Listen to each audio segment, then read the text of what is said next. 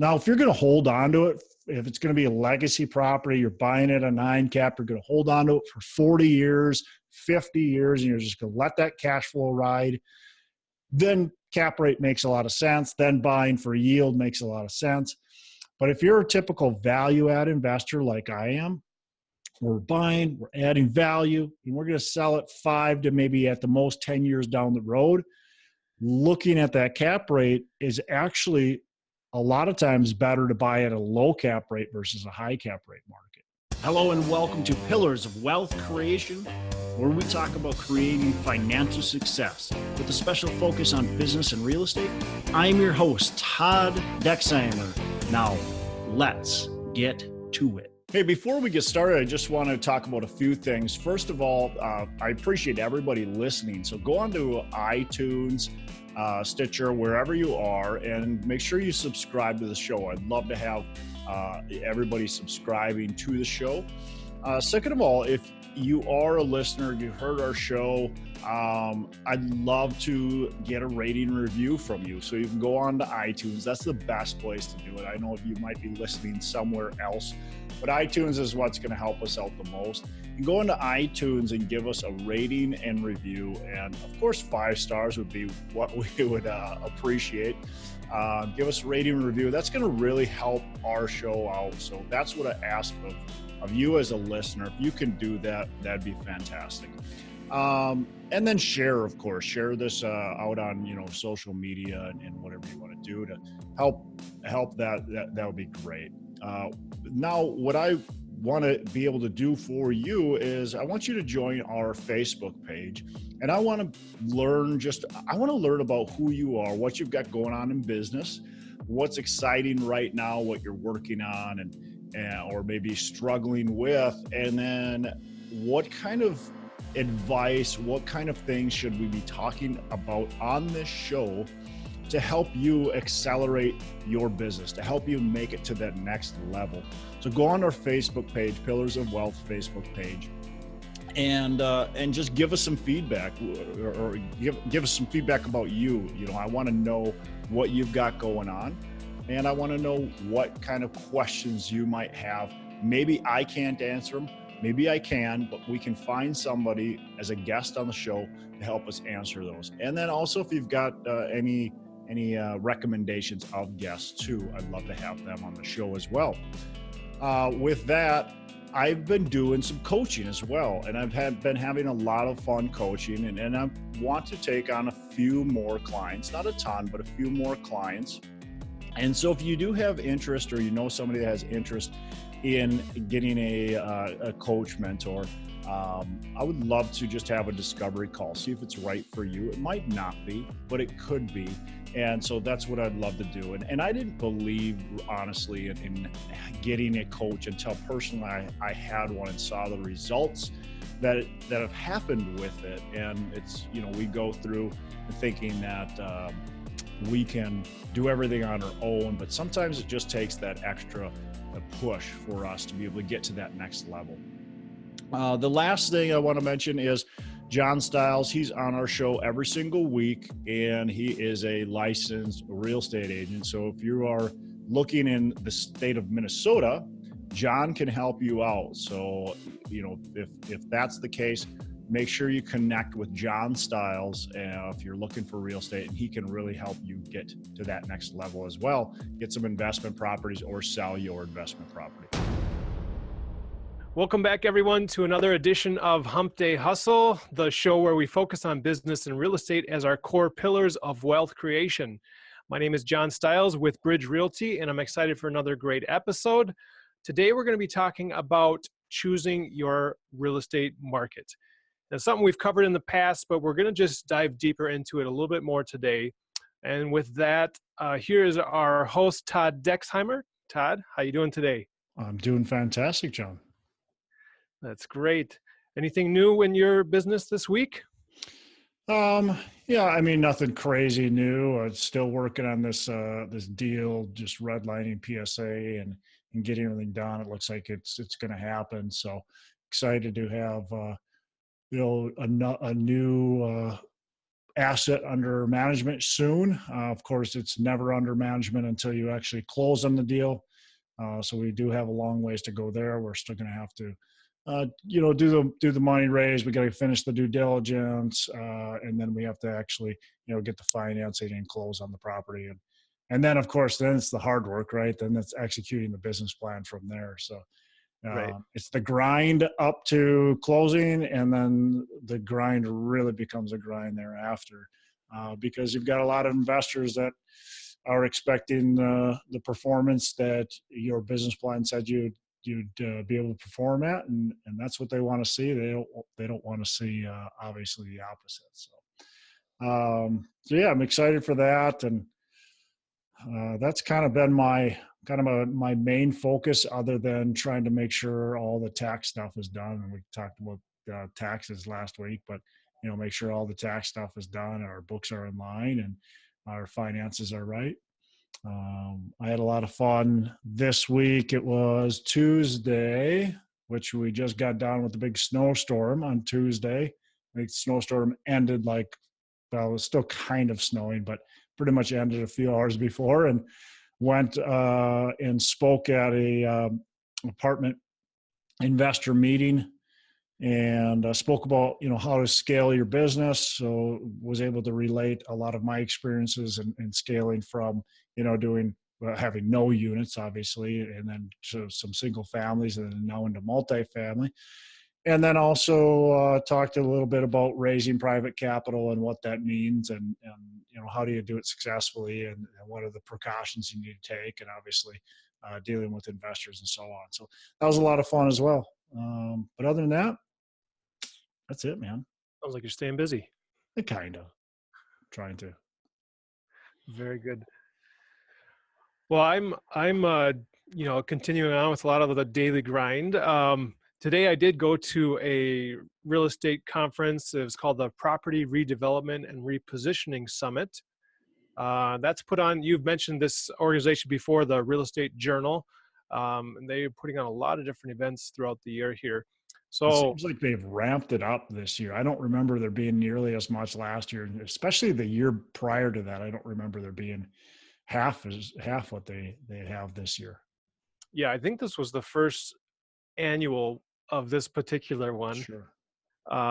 So it was interesting. It was kind of dry, some of it, because they were talking a lot about some of the details with environmental concerns in redevelopment.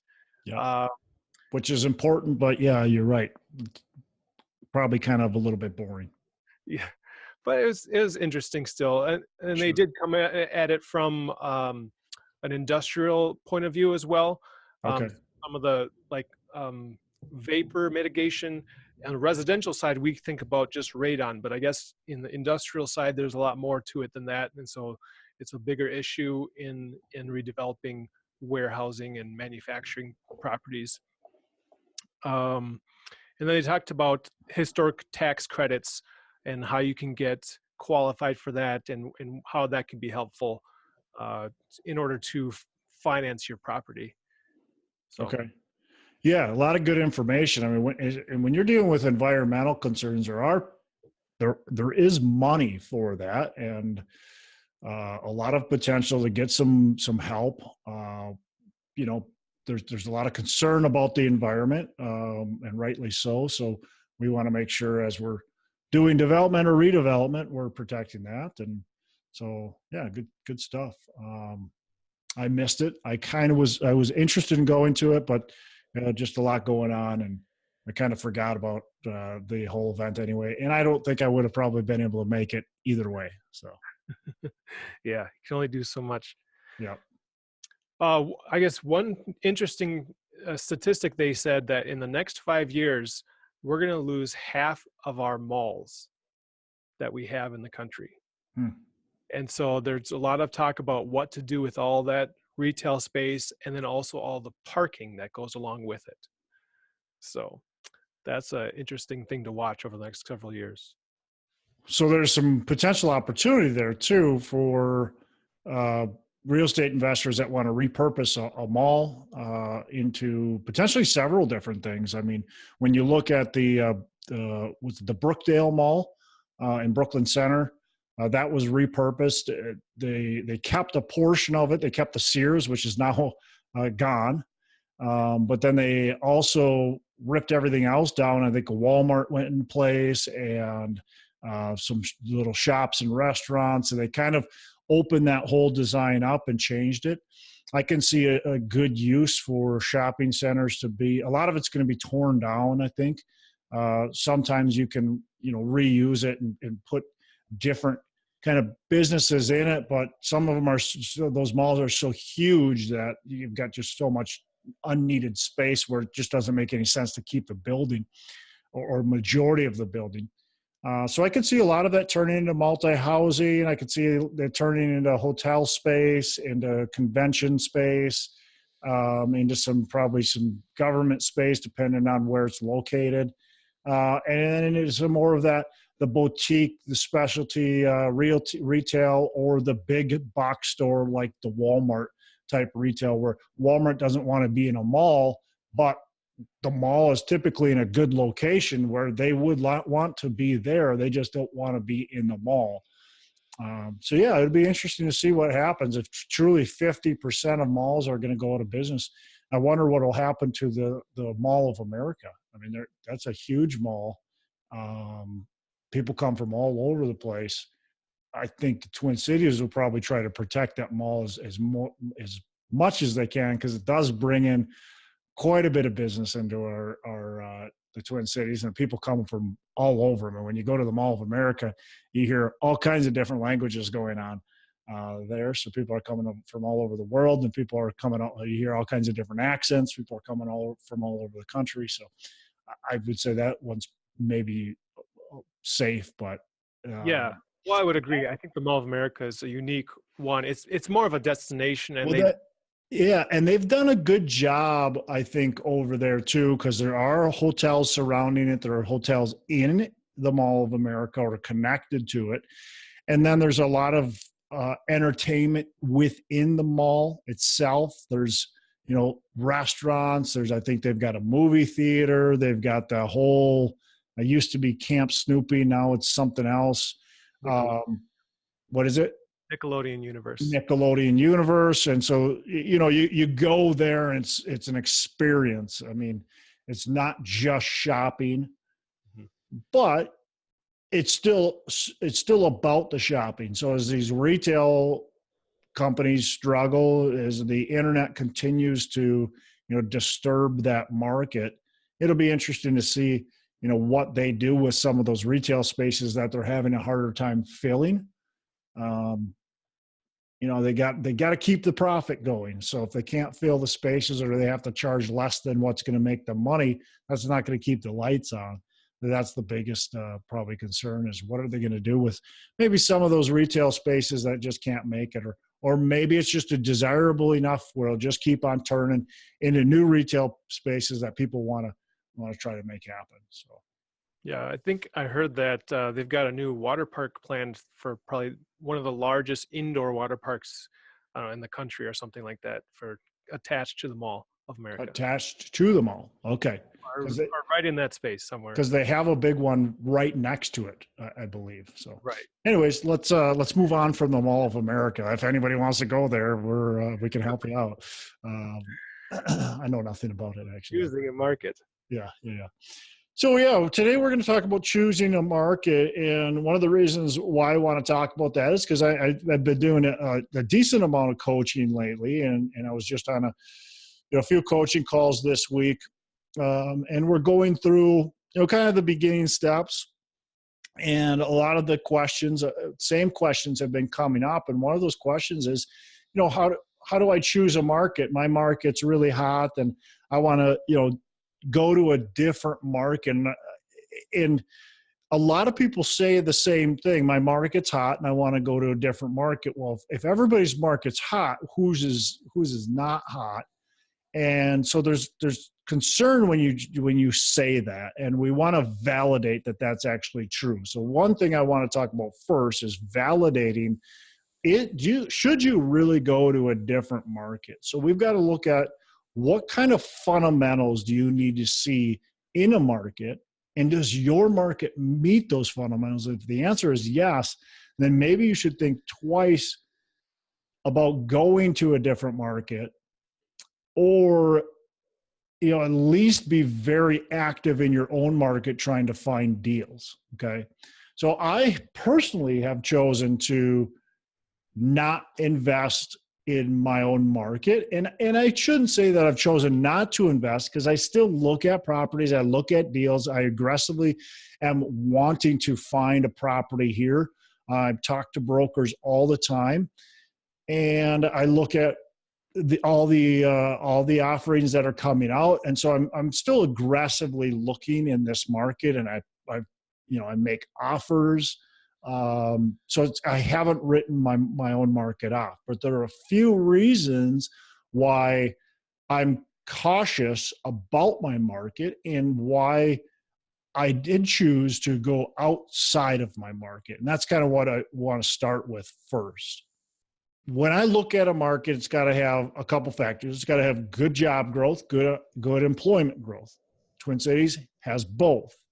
It's got to have rent appreciation. Twin Cities has that.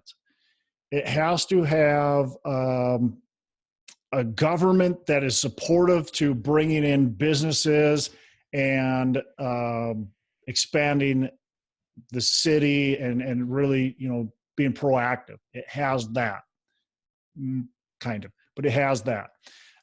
You could argue maybe against it because we do a lot of things to overtax our businesses, but we do have a very diverse economy. We have that.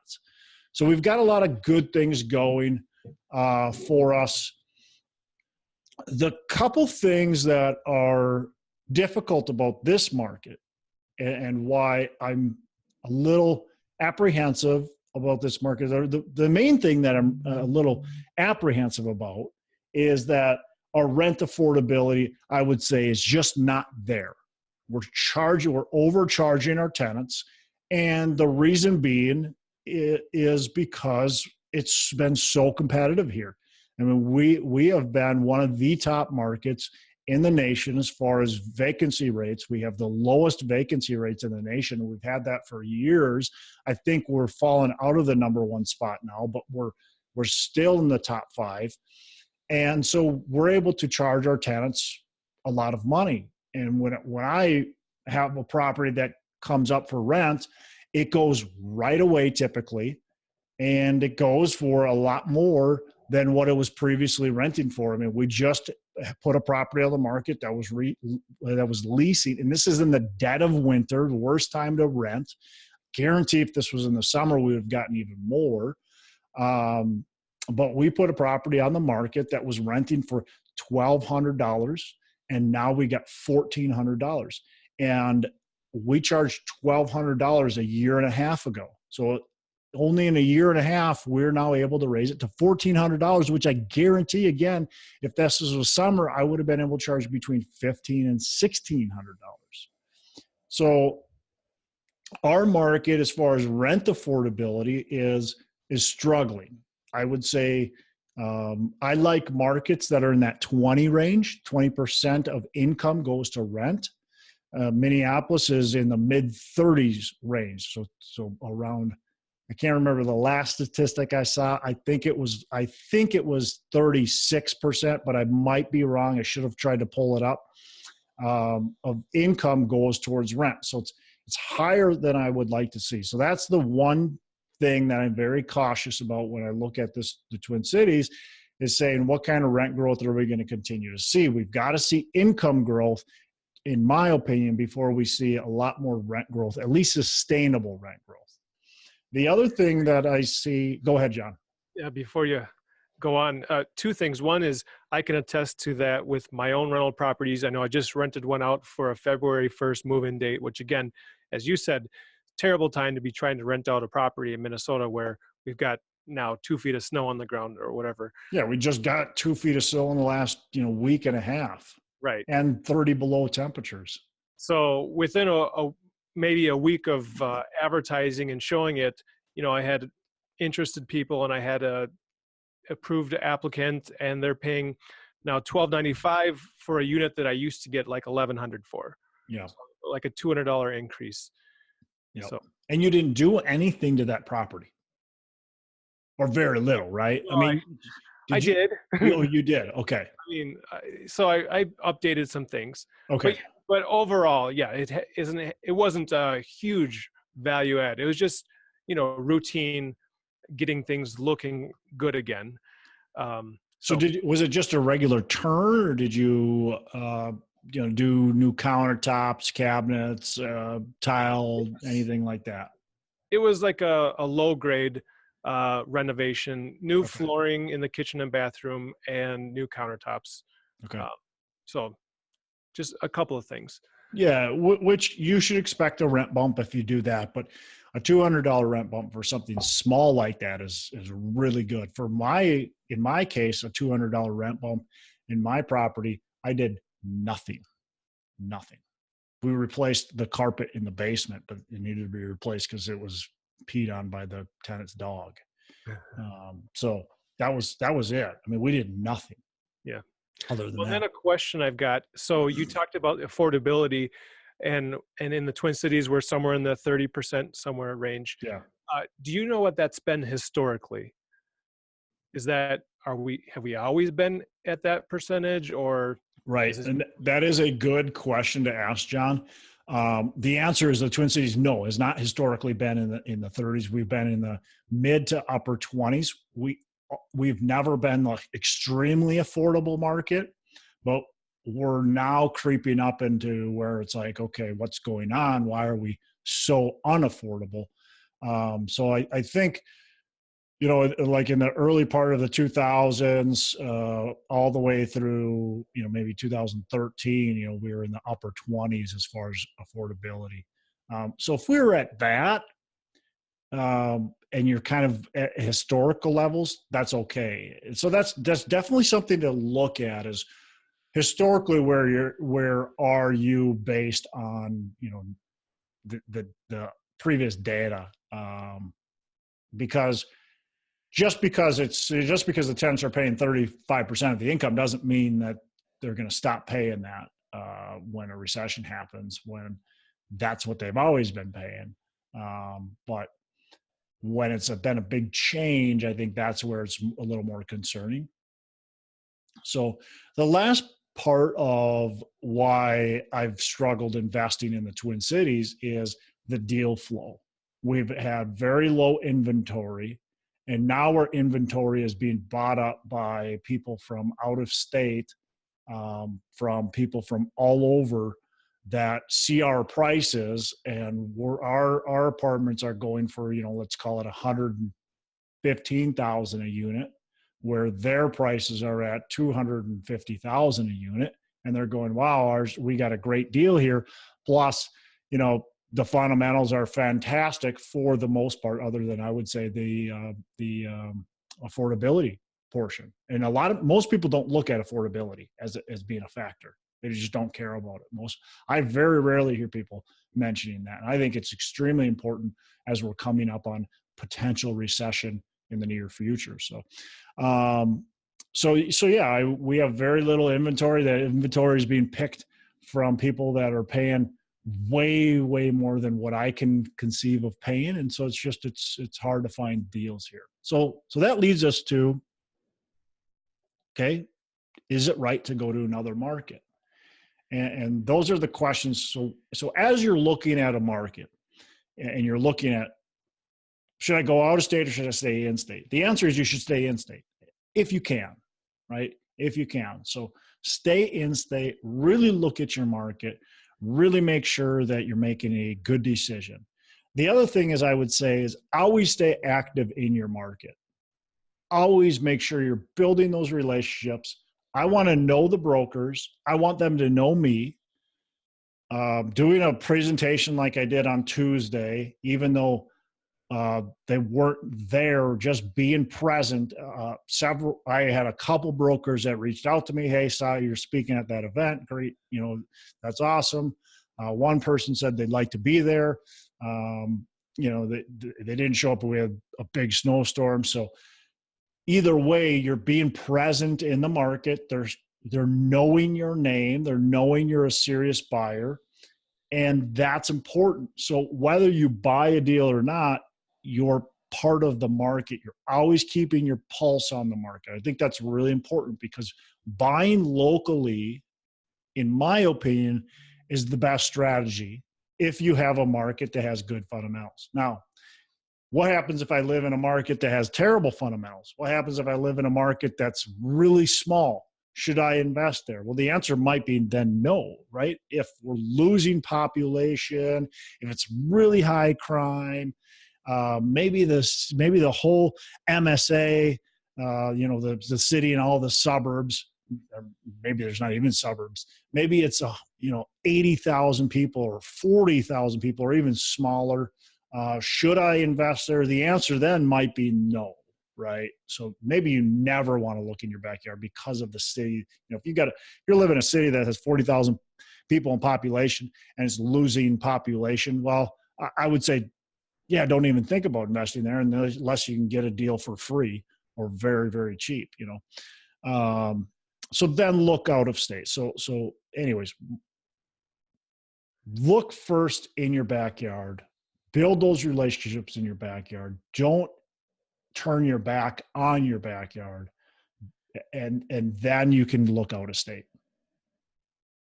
Yeah, I would say that's really important. I mean, we know in this business, it's a lot about your relationships with other people, and those deals can be made or not based on those relationships. So if you're not even developing relationships in your own marketing, letting people know what you're doing, you're not going to be able to take advantage of the opportunities and values that they can bring to your business. Yeah. Yeah. And then, one thing I hear is, the cap rates are just so low here. They're so compressed. And, so people go, okay, let's say I'm in California, right? I'm in San Francisco, and they go, my cap rates are so compressed. And it might be the case where you shouldn't invest in San Francisco. I'm not telling you should, because I haven't studied that market whatsoever. I know that cap rates are compressed, and I know that prices are really high. That's all I know.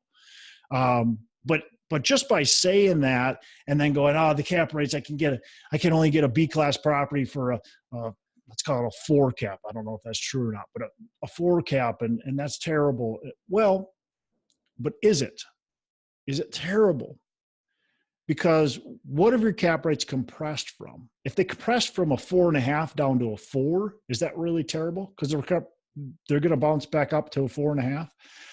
So let's go to, let's say, Cleveland, Ohio. I've picked on Cleveland before, so I'll pick on it again. So let's go to Cleveland, Ohio, where we can get a cap rate at a 9.5 cap. And we go, that's a great deal. Is it? Is it a great deal? Was the cap rate in Cleveland in that particular area before the market got compressed in Cleveland, was that selling at a 12 cap? And now you're buying it at a 9.5 cap? So you think that the cap rate's good, but in reality, that cap rate at a 9.5 cap, nobody that lives in Cleveland would even think about buying that because it's way overpriced. Yet you think it's a great deal. And that's what's happening. Like, that's what I said in Minnesota. I mean, people are going, hey, it's a great deal. I can buy this B-class property at a 5.5 cap. And we're sitting here going, holy cow, just 3 years ago, that was going to sell for an 8 cap. Now somebody's buying it for a 5.5 cap. Like, you're out of your mind. So it's not always good to be buying because you think the yield's better somewhere else. Now, if you're going to hold on to it, if it's going to be a legacy property, you're buying it at a 9 cap, you're going to hold on to it for 40 years, 50 years, and you're just going to let that cash flow ride, then cap rate makes a lot of sense. Then buying for yield makes a lot of sense. But if you're a typical value add investor like I am, we're buying, we're adding value, and we're going to sell it 5 to maybe at the most 10 years down the road, looking at that cap rate is actually a lot of times better to buy at a low cap rate versus a high cap rate market.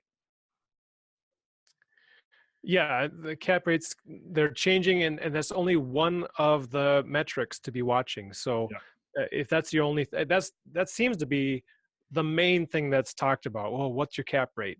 Well, that's important to be aware of, but it's definitely not the only thing.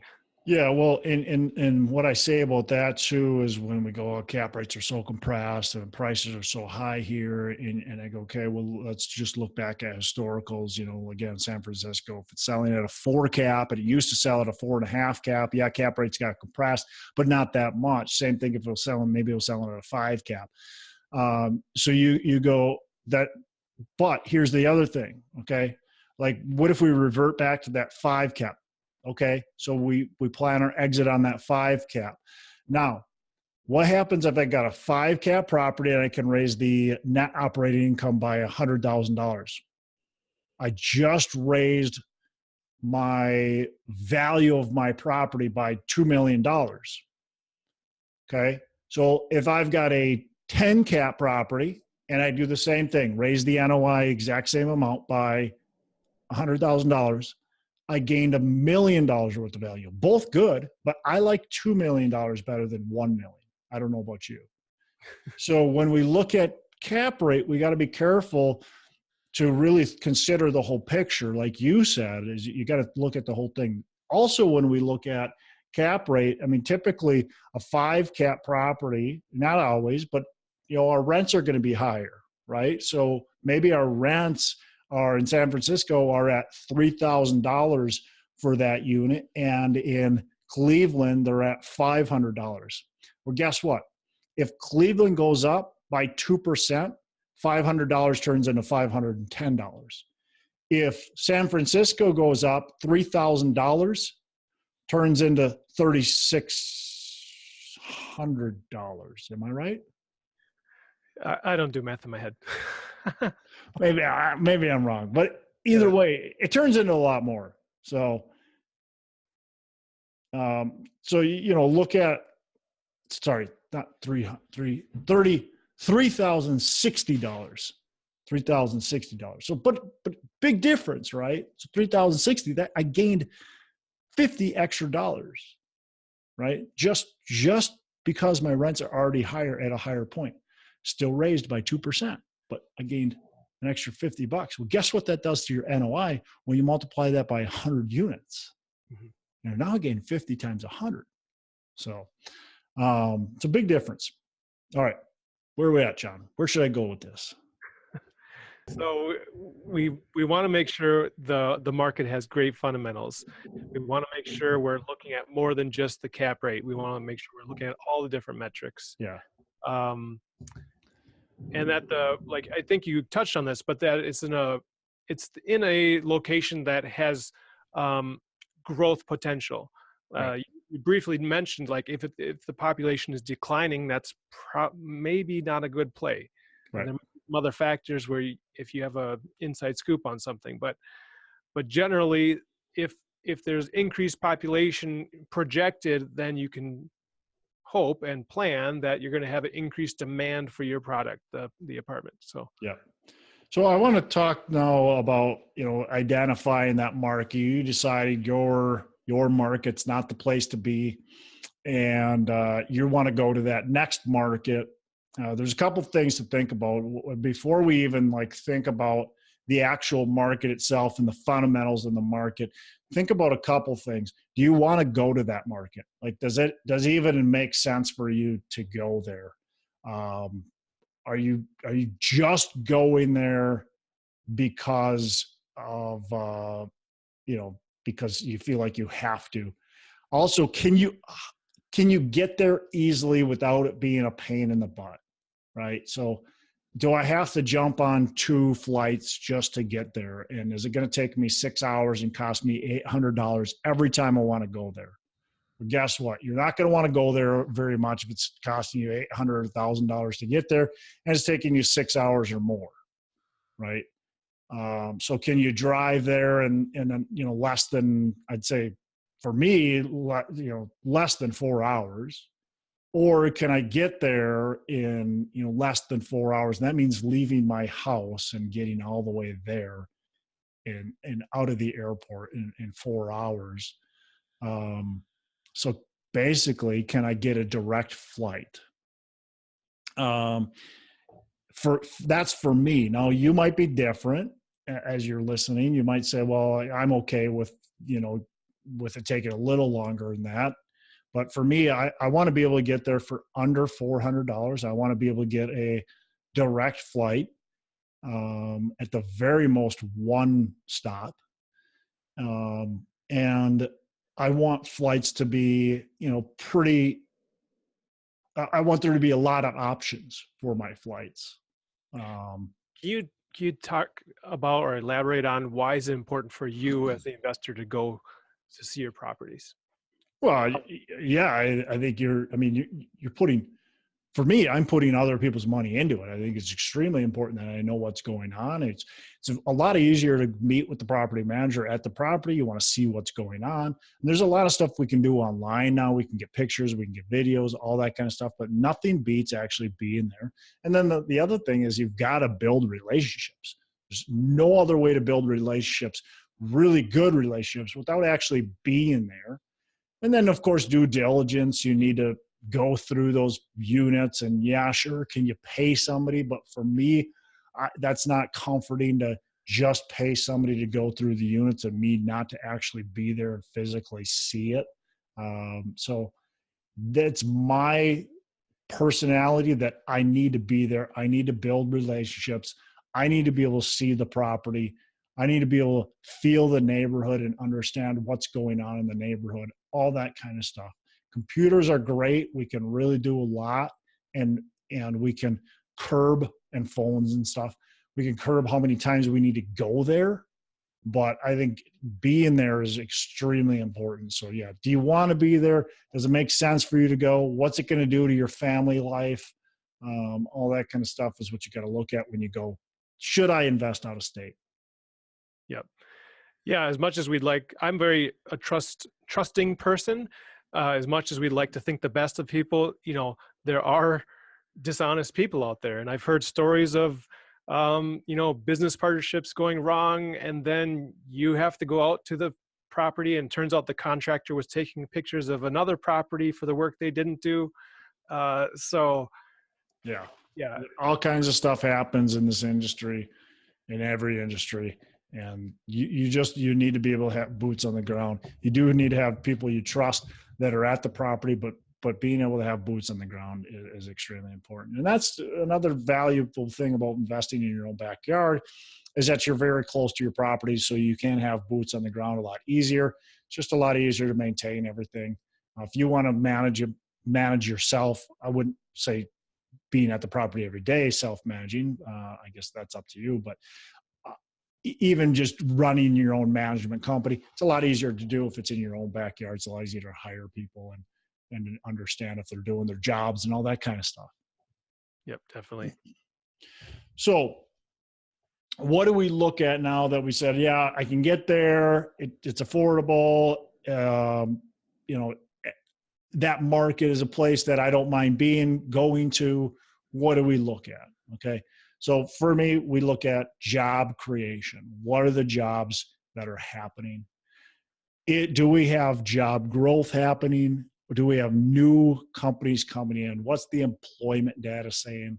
We can search keywords, new companies, employment data, future growth, job growth, and we could put that with the city. So I would do, new companies plus whatever city you're looking at. You can also find stuff on, like with the Met Council, with the Chamber of Commerce, and then you can find stuff with the brokerage firms, Marcus and Millichap, Colliers, CBRE, all the brokerage firms usually have stuff. The other thing you can do is look in the Bureau of Labor Statistics, or look in the city website in particular as well. And there's other maybe nonprofits or branches of the government that are helping bring companies in, and they'll have a lot of data too. Cincinnati, for instance, is a city I invest in. They've got Ready Cincinnati, and they help try to bring businesses in. So there's plenty of information out there. You want to look at the historical data, but you also want to look at what is the future kind of looking like as well. Where are there jobs coming in? Who's announcing they're going to be building or expanding or coming into the city, and make sure that, that it makes sense for you to be there. If you just look at like a Forbes report or, something like that, usually those are pretty backwards thinking. They're looking at the past history. So they're not always the best indicator of if it's a good city to be in today.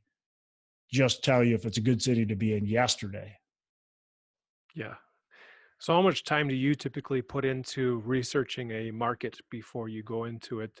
Is it like read one article, or is it, and I'm just saying that and jokingly, but spend several weeks, months, years researching a market? That's a good question. I've never really tracked my time on it, but a lot of time. I mean, so there's a couple phases, right? So phase one of a new market is, you know, I might just see an article like, what are the top markets to invest in real estate? I'll go, oh, I see, Atlanta, Georgia's on there. Okay, let me do a quick little research on Atlanta. Oh yeah, Atlanta's had some good job growth going on.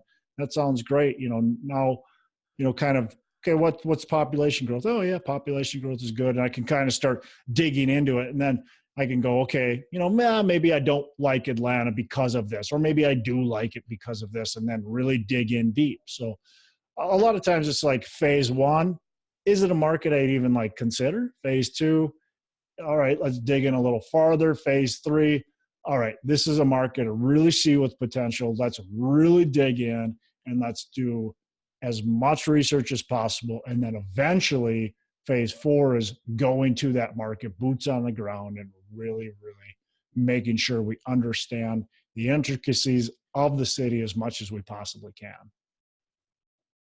So do you have at least an hour, in other words?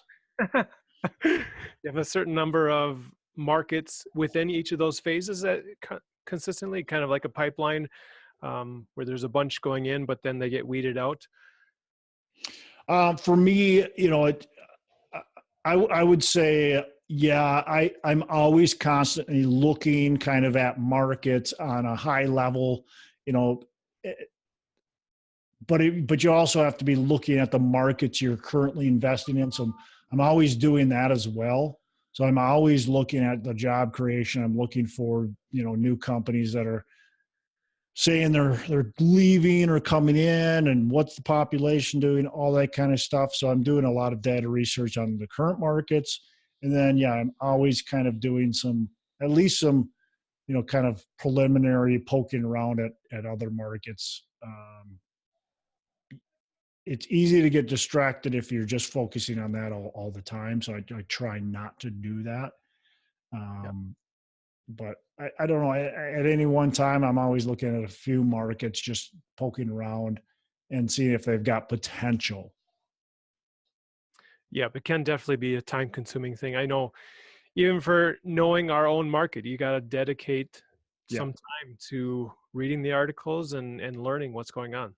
Yeah, I think that's a big mistake that people make, is they don't look at their own market closely. They either push their market aside and say it's too expensive and they don't look at it. There's no deals, whatever. Or they do the opposite and they invest in their market because they know it, but they don't pay attention to where the population is increasing and where the population is decreasing. Where's the crime happening? What are the schools that are good? Is there job creation? What kind of industries are coming in? What kind of industries are leaving? They don't pay attention to that stuff in their own city because they just go, oh, I know it's the city I've lived in my whole life. And that's a big mistake. You don't know much about your city when you've just lived there your whole life. You honestly don't. You're kind of, to me, most people they have blinders on. They have no clue about their city. A lot of people coming from out of state know a whole heap of a lot more about the city. Yep. I know my wife and I, as we have hosted people in our Airbnb, and they've asked us, where's the great pub to go to, or where's the great restaurant? Where, what should we do while we're here? Like, well, I guess we should get out more often, and so we can advise our guests more about what's going on here. Yeah, a lot of people when they travel, and those are sometimes the better websites to look for when you're going, hey, what should we do this weekend in our city? Is well, you can look at what are people doing that are traveling, Yep. and that's probably where you want to check out. You probably haven't even been there yet, so Right. then so I want to keep this a little shorter, but the next thing is the increase in population. We want to make sure there's population growth, and we want to look at kind of the trends that have been happening. And then we want to look at, where the trends are going, and that couples with the job growth. I was just on a coaching call yesterday with a client, and we were looking at a city that has had population loss. They were kind of interested in that city because there's a lot of quote unquote good deals there. So they were looking at a city that had population loss. And I think that was kind of eye opening to them as well. And it didn't take me very long to look it up and find out that it had a population loss, but they went, wow, that's interesting, because several people had told them that they're investing in that city because it's a great city to invest in.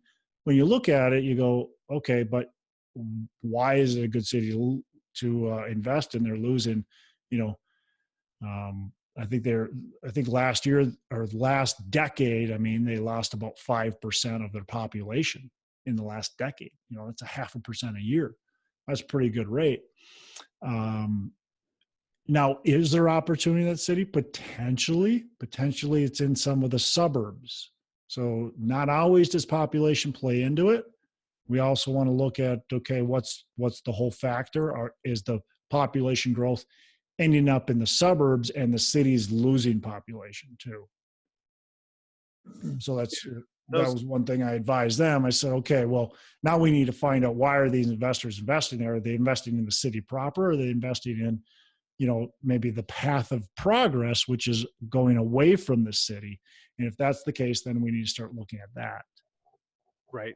Those can go in cycles too. I know I just read an article recently about our downtown in Minneapolis, how the population has increased recently to the 1950s level, I think it said, which after the 1950s, we'd had a big decline as people went out to the suburbs. Yep.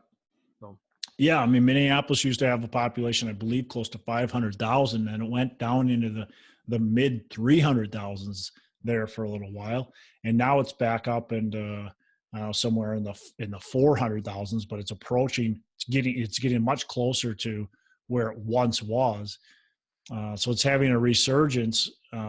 So what's happening with the city, and is it going to continue? I think that those are things to really look at as you're going. Should I invest in Minneapolis proper, or should I just invest in the Twin Cities in general, because the population of the Twin Cities in general is growing?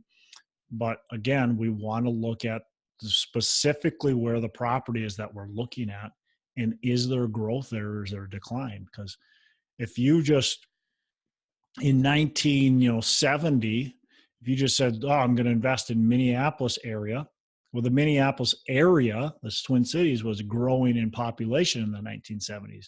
But Minneapolis itself was losing population. So if you just said, I'm going to invest in Minneapolis then, and you threw your money there, that was actually a bad investment, because it was losing population. Potentially tenants were moving out of your building. Yep. So next thing is, what are the permits? What are the buildings coming out of the market? Permits being pulled. We can look at what the absorption rate is, and we can get some information on that. There's a web page. Business Journal is a really good web page. There's typically, I think on most business journals, most big cities at least right now, you can go to the Crane Watch in your business journal. I know Minneapolis has it. I know a lot of cities have it. And they'll tell you where the multifamily is being built, where other, commercials being built. So we can kind of see that too. exciting. And with that, we can pay attention to the trends too. It's not always we go, oh, I don't want to invest there because there's 3 new apartments going in. If there's a lot of other things going, a lot of commercial, maybe some industrial stuff like that going in, it still might be a great place to invest in because that's the path of progress. So we can look at where these permits are being pulled to, and then what the absorption rate is as well. Yeah, that's very important points. See what the plans are. A lot of the reports that you read, like you've mentioned, are what has happened so far, but those proposed and planned projects are what's about to happen. So Yep. definitely an important indicator there. Yep. And then with the next thing, John, is government planning too. You know, not only what's private industry doing, but what's the government doing, and what are the nonprofits doing? What are they doing to bring businesses in? What types of what are they targeting? And then are they planning on doing, you know, major things in certain areas to try to help bring value to those areas? I mean, right now we have opportunity zones. You know, what's happening in those opportunity zones. It's really early to tell in those opportunity zones if there's anything good that's going to happen, but they're something to keep an eye on. And it might make sense to not even necessarily do an opportunity fund, but to invest in an opportunity zone if there's good things that are happening. So, and we want just, it's important to find out what their economic planning says. So you can read that in your local business journal. You can go to the local website. You can call the Department of Economic Planning and find out what the plans are. Yeah.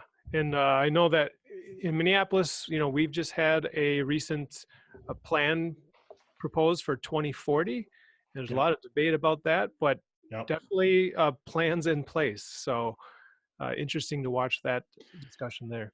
Yeah, and depending on what happens there, I mean, building costs are really high right now, so that it might not really affect it as much. But basically, one of the big things is that they want more density in the city, so they're allowing you to turn a single family into a duplex or whatever, and they're allowing a lot higher density now.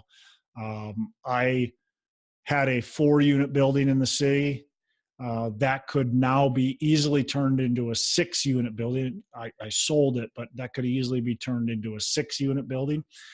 Prior to some of this planning, it would have been a lot more difficult to do because it didn't have any off-street parking. But now that doesn't matter as much. The city of Minneapolis is figuring that people are going to be driving less, and they actually are. People are going to continue to drive less. They're trying to get more public transportation going. They think these driverless cars, you know, are probably coming and stuff like that, where people just won't need to park on the street as much. Which in a snow emergency, I think everybody's going to maybe be swearing at the city, but hey, we'll find out. Yeah, definitely interesting. One of the, obviously we don't want to dive too deep into this one, but they were talking about allowing 4-unit properties on any parcel, any residential parcel in the city. And so that did meet a lot of backlash from those single family homeowners that didn't want that in their backyard. But yeah, they're planning for a dense future. So. Yep. So the next thing is affordability, and we already hit on affordability. I think it's extremely important. I think most people very much underplay what the rent affordability is, and we're looking at what your median income is in an area, and we want to look at the actual sub market, but we can look at the market as a whole, and then we can look at the particular sub markets that we're looking at investing in. But you don't want to have a market that the tenants just can't afford to live in your property, because they can afford it now when the economy's good. But when the economy struggles and is in trouble, they can't afford it anymore. So what do? They go live with mom and dad. They go find a couple roommates to live with. They move out of your place as soon as they can. If you're not dropping rent, they move out of your place as soon as they can. They go find something else to live in. And so that forces you now to drop your rents, to have high vacancies, and can really put a lot of downward pressure on your property. So you want to look for places, in my opinion, they have about 25% rent to income, or less, potentially even. 30% is kind of the high end. Now, we already talked about there's certain markets, New York, there's San Francisco, I'm sure LA, there's other markets that we got to really look at. Okay, well, what's reality as well? It's people do really good investing in New York when rent affordability is actually not quite there. But what's our alternative as well? So we have to look at that. What's our vacancy? What's our alternative? Where are they going to go? It's super expensive to buy a house there. So we also have to look at affordability, rent affordability versus home affordability. If it's super affordable to buy a house and it's expensive to rent, that's like a double-edged sword, right? So we want to kind of look at both of those factors together. Yeah. And I don't know about you, I don't have a ton of relationships with people on the coast, but whenever I talk to a few people there, it's like, oh, it's so expensive to live here. Can't believe it. And I don't think they're long for staying in that area. So it just shows you that there's probably a high turnover rate for, as long as they have that really great paying job, they're good to go. Right. But if there's a job transfer or downsizing or something, then they're not going to stick around. Yep, absolutely. So absorption rate and vacancy rate would be next. You want to look at, how quickly are units turning, new units that are being brought to the market, how quickly are they being rented and leased up and staying occupied? And then what's the vacancy rate, overall vacancy rate? And we also want to look at what the concessions are too, and how many concessions are being given just to keep tenants into the buildings. So obviously the lower the vacancy rate, the better. The quicker the absorption rate, the better. And those are things that we want to look at. We also want to look at historic vacancy. I think that's really important to look at. So when we're looking at, let's say the Twin Cities again, where we look at the Twin Cities and we say, well, right now we're at a 3% vacancy rate, which we're somewhere around there. I think we're a little trending up now a little bit, but say we're at 3% vacancy rate and we want to underwrite at 3%. Well, that's maybe dangerous if our average vacancy rate in a typical market is closer to 5%, which I think that's about where we're historically at, is right around that 5.5% to 6%, somewhere around there. So we want to look at, what our typical historical rate is, and I would rather underwrite at historical or a little more even conservative than historical. Yeah, and even when you're going to get financing, usually the banks will require a minimum of 5% or more. Yeah. If the market is actually lower, they'll do that minimum. Yeah. And you mentioned concessions. I would say that's probably your hidden expense, It is. because we focus on what are we scheduled to get for our rent. But if you're giving away a month or two just to get people in the door, what are you actually collecting? So Yep, absolutely. So the next one, really the last one, and I didn't focus on this until just recently. I started thinking, this is really valuable, is what's your opportunity to purchase? So we can pick what we think is the best market in the world. We go out, we can get properties for what we think is the right price. Everything meets our fundamentals. The market meets our fundamentals. The pricing meets our fundamentals. We can get properties that actually we're able to buy. But what's the opportunity to purchase? Are there properties coming on the market? How many properties are coming on the market? So that's really important. And this can be done. It takes a little bit of work, but it can be done by going onto LoopNet and looking at how many listings are on LoopNet, going to CBRE, Colliers, ARA, all the big brokerages, going to the smaller brokerage websites and finding out how many buildings have sold. Now, some websites, some city websites, it's very easy. You can actually search by the unit count, and so you can search by 40 plus units, and you can find out how many buildings were sold. You can look right there and go, oh, okay, last year there was 38 buildings sold. The year before there was 36, and the year before that there was 42. And we can say, okay, yeah, that makes sense to invest here, or maybe it doesn't because that's not enough. So we can do that. And so if you have, let's just say you go, okay, I got 5 cities I'm kind of leaning towards including my own. What I would do is go through those 5 cities, and that's almost one of the first steps after you say this has some opportunity. This is still in kind of the phase 1 preliminary research. And then go through those cities and decide which cities are actually having inventory come out and have the most amount of it.